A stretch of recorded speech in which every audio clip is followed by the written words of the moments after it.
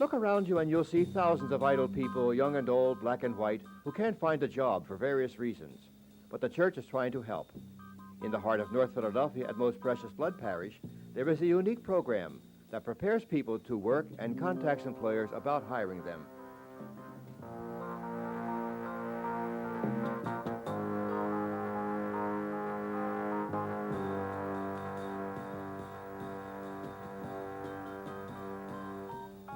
Along with business executives performing community work, Father Victor Eschbach operates the program.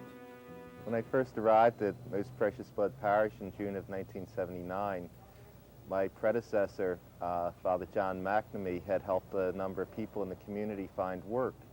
And as a result, when I first got here, people just started coming to me and asked me to help them find jobs.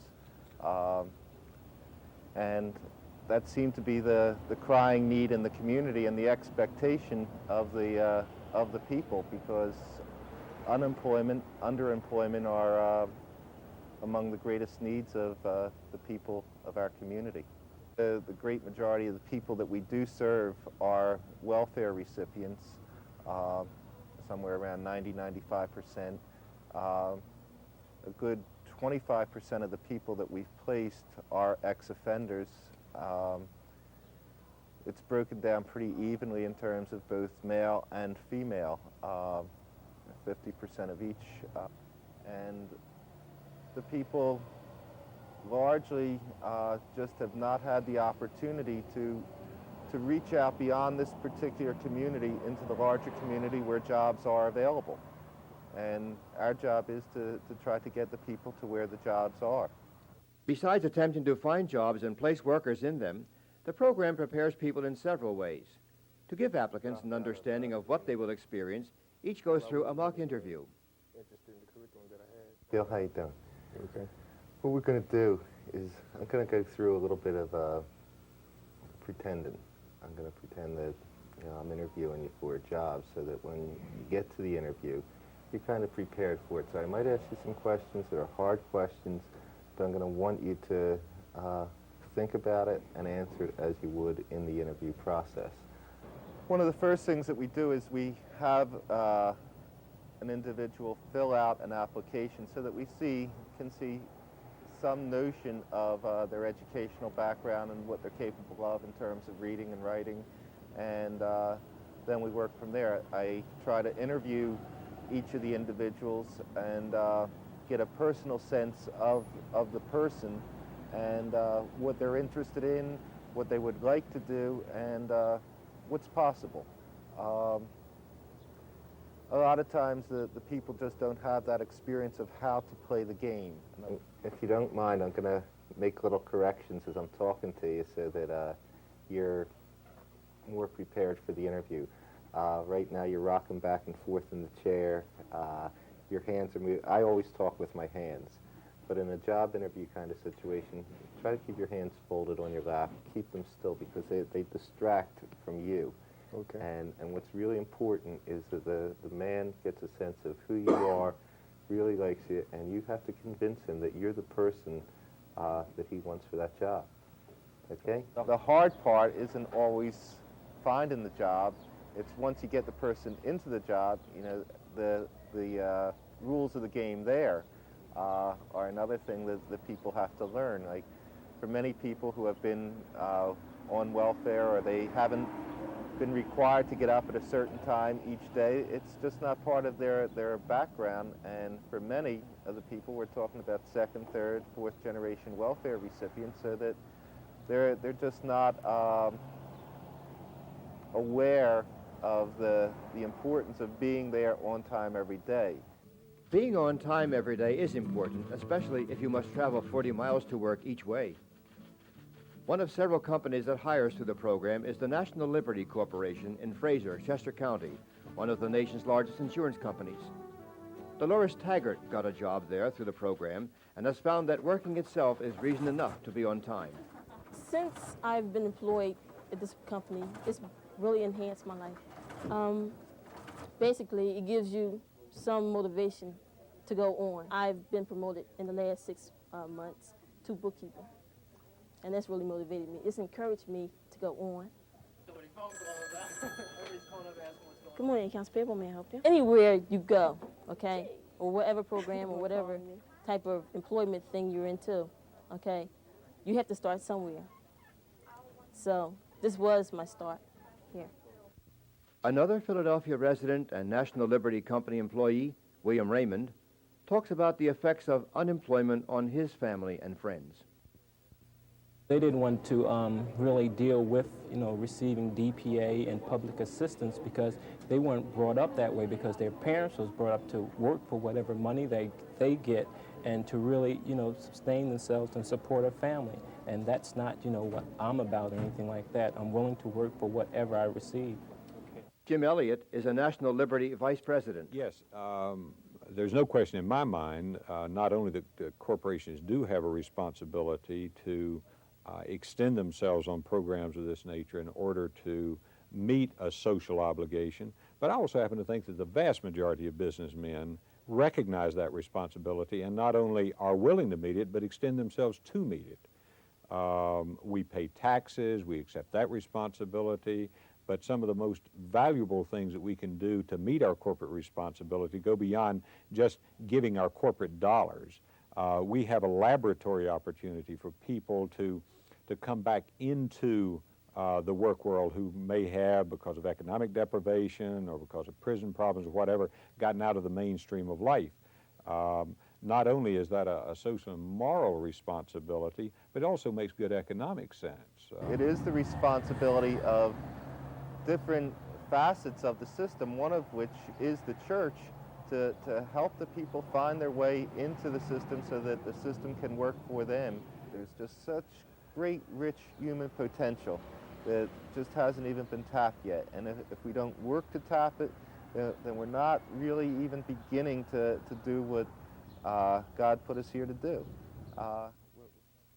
Perhaps the best thing about this unique employment program is that people who would never have had a chance to improve themselves or achieve potential now have that opportunity. In that sense, this program is an overwhelming success. Stay tuned now for the short subjects, which will follow right after this.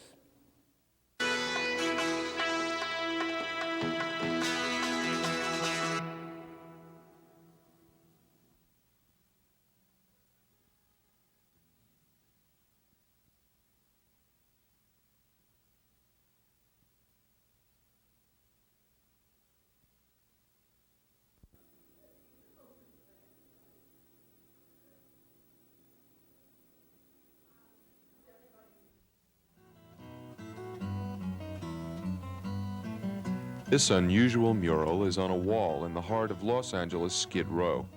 To the poor and needy in the area, it's a kind of beacon because the wall is part of a Catholic worker house that serves meals and offers other aid to the poor and needy. And that, says artist Gary Palmatier, was exactly what he had in mind. The mural is almost, partly by design and partly by luck, dedicated to the people here in the area. People think of old derelicts standing on street corners when they think of Skid Row, but there are a lot of children that are left in apartment buildings while their moms work and left in flop houses and so forth, and they make up a large component of the suffering of Skid Row. At first glance, the mural looks like the head of Christ on a brown background, plain and simple. But upon closer examination, dozens of faces appear to the eye, and the work takes on a whole new dimension. I tried to be very representative of as broad a spectrum of humanity as I could in the faces that are depicted there. And to the degree that all the members of the body of Christ die, then to that degree the body of Christ is able to rise.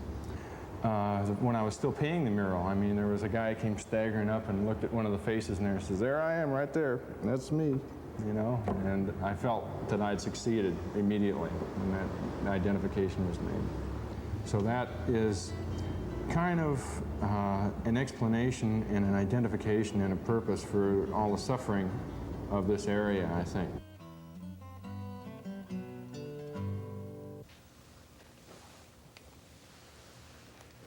Hi, I'm Father Joseph Chaplin. When I learned that this segment of the program was called DABAR, I was sort of confused, puzzled. What does that term mean? I'd like you to join with me for a brief study, a brief trip to the library to discover the meaning of DABAR. It sounded Hebrew to me, so I obtained an English-Hebrew dictionary, tried to discover the term, found out that DABAR in Hebrew means word in English, but word with a special power, power that when unleashed can change human history, and in fact has changed human history, sometimes for the better and sometimes for the worse. As we look at the scriptures, the Old Testament, the Hebrew scriptures, we see the power there. In Genesis, God spoke a word and the world was made. Later on, Abraham heard the word and left his comfortable surroundings for a new land. Even later, Moses heard the word and the people were freed. When Jeremiah the prophet was frightened as a young man, he was told by God, "I'll place my words on your lips and you will build up a kingdom and tear down kingdoms." In the New Testament, Jesus is called the Word of God made flesh. And that word, that person of the word, spoke a word and people were cured, spoke a word and people followed him, spoke a word and people tried to build a new kingdom, kingdom of justice and peace and love. Today that word still is operative, still has power. DABAR, a word filled with power. We think of famous Mother Teresa of Calcutta working with those abandoned persons in India. We think of a Father Bruce Ritter working with the runaways in New York City streets. We think of people who maybe aren't so famous, a little more ordinary, you and me, working to bring comfort to the sick, solace to the lonely, and hope for those who are discouraged. DABAR, the word, power. The streets of New York City, the heat, the noise, the human activity, it is in this demanding environment that people need from time to time to rest and be renewed. St. Patrick's Cathedral on East 51st Street and Madison Avenue in the heart of New York has been providing a uniquely beautiful space for just that need for over 100 years. Begun in 1858, it was finally opened in 1879. Back then, Archbishop Hughes, who had conceived the idea but did not live long enough to see the structure completed, was criticized for having built the cathedral too far out of town. Critics felt that no one would ever visit the cathedral because it was in the farmlands of as yet undeveloped Manhattan. Thanks to the foresight of Archbishop Hughes, the church is now right in the middle of one of New York's busiest sections. The quiet Gothic beauty and serenity of the interior provide a welcome contrast to the frantic activity just outside. The vastness of the nave is colored by the light of many stained glass windows high above the floor, and here and there are shrines and monuments to some of New York's greatest churchmen. I think you could say that 100 years ago it was built to give the immigrant Catholic a place in this city to be proud of. That's not a bad thing yet.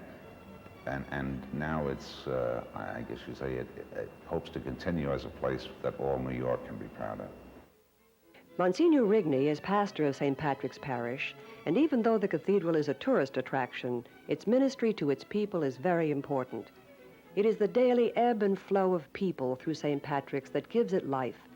On an average day, 1,600 attend Mass, and another 20,000 stop, perhaps to pray, or some just to look.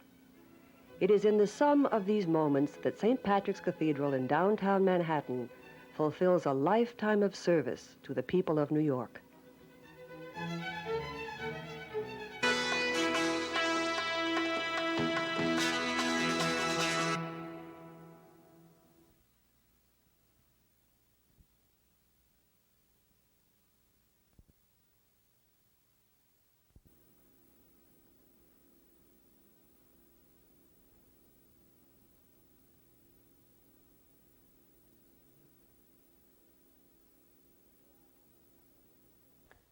We are a married couple looking for a place to serve in an inner city for 1 year.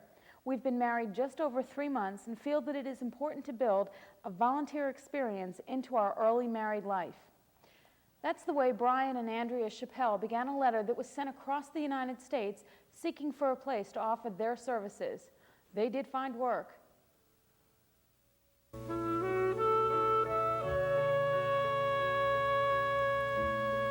We've only just begun to live. October 1979.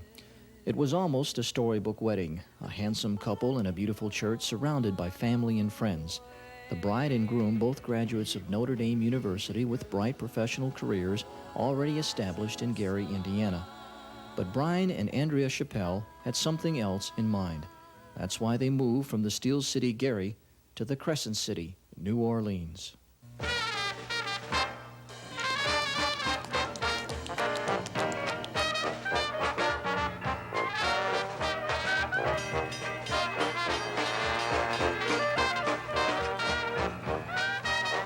They live near the glitter of the French Quarter, on the edge of the Garden District in an old inner-city neighborhood.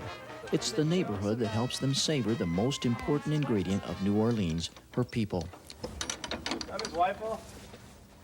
As a matter of fact, it's because of those people that Brian and Andrea uprooted themselves several months after their wedding to move 1,000 miles away, to give 1 year of service as volunteers in the Social Apostolate Office of the Catholic Church. About my junior year at Notre Dame, I became active in a group called CELA, Community for the International Lay Apostolate. And the group centered on service, social justice, and spirituality, all tied in together. And that group was very influential in us making this decision. Is probably like a formation, our formation, as far as what we thought important in our life. I guess the goals for myself were more to become aware of the people's situation, different surrounding than my own previously, and how to incorporate that into our lives as we go forward and have children and develop our own family, just to have a good basis onto which to build our marriage and our lives in the future. Yet finding a place to offer their services wasn't as easy as it seemed. Many organizations accept married couples as volunteers, but Brian and Andrea felt that in addition to working closely with a core community, they also wanted to set up their own household, their own family routine, to help them establish that basis on which to build their marriage. Their search lasted several months. New Orleans had everything that we had wanted, a support group, housing facilities, definite jobs. We wanted separate jobs, but yet for the same organization. And everything worked out just fine in New Orleans. Everything that we had specifically hoped for was right there for us to come and fill the position. And New Orleans, in the person of Ben Johnson, director of the Archdiocesan Social Apostolate, welcomed them with open arms. Both Brian and Andrea, we found when they came down, brought a very sincere warmth of a personal commitment, both to the church and to people. And in the Social Apostolate, we've always tried to respond to the needs of people, and their personal philosophy seemed to be a natural marriage with the Social Apostolate. Brian with the commodity program, because we're in an expansionary mode. In December of 1979, we were only serving 9,000 participants. And in August of 1980, we were up to 17,000 people. And the same with Andrea, Our Lady of Lourdes Senior Citizens Program. The need there is for the elderly with transportation right now.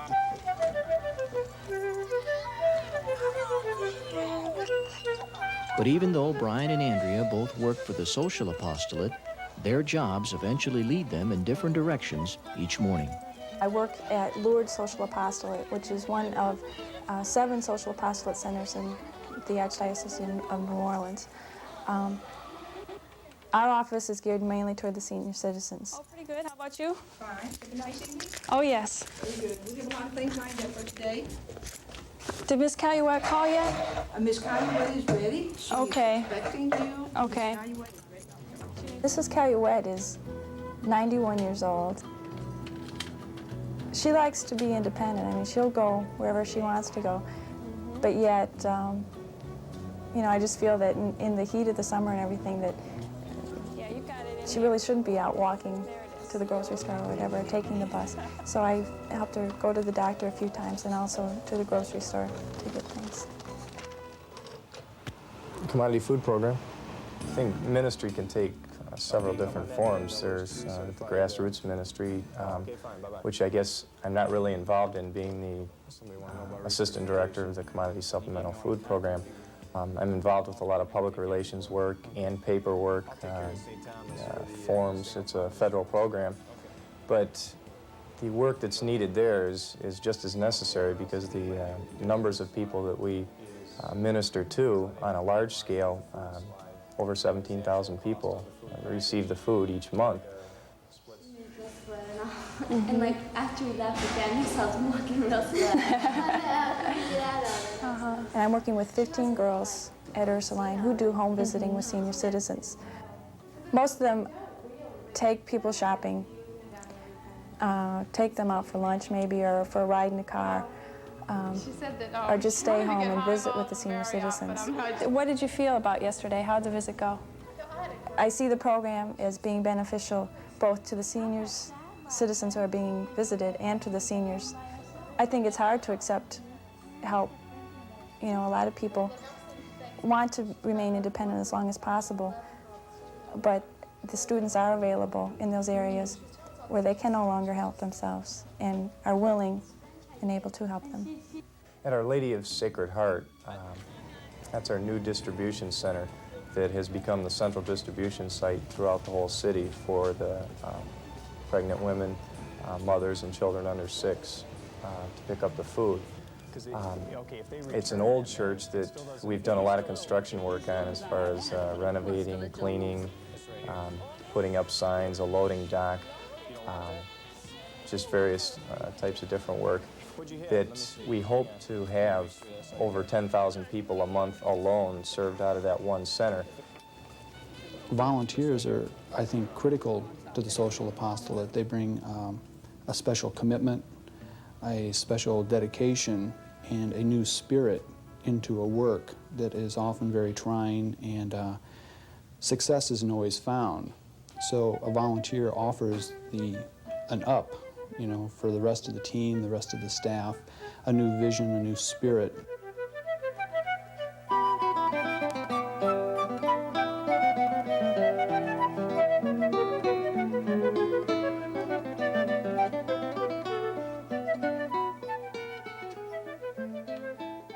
We look to this year to just ground us in our marriage, in the things that we really think are important. And by stepping away from the lifestyle that we did have, of the pressures of the jobs and middle-class lifestyle, we felt we could better root ourselves and then develop our lives from this point on. I'll never be able to give back all the knowledge and experiences that I've received just in the short time we've been here so far. The things I've learned and the experiences that I've had, you can't replace those. I mean, you can't construct something that's better for those people than what they've done for me. And I guess that's about as true a thing I've ever heard, that we've received more than we've given. And yes, we've just begun.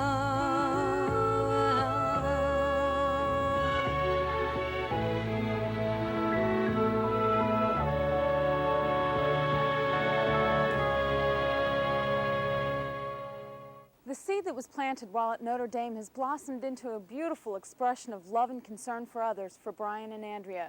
This message is one to which all of us as Christians should respond.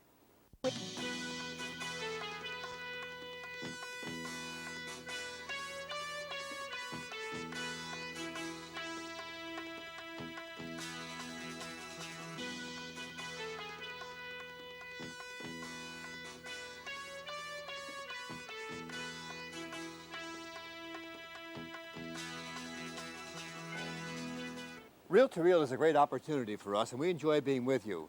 If I can ever be of assistance or help to you, why don't you write me, Monsignor Charles Minor, 222 North 17th Street, Philadelphia 19103.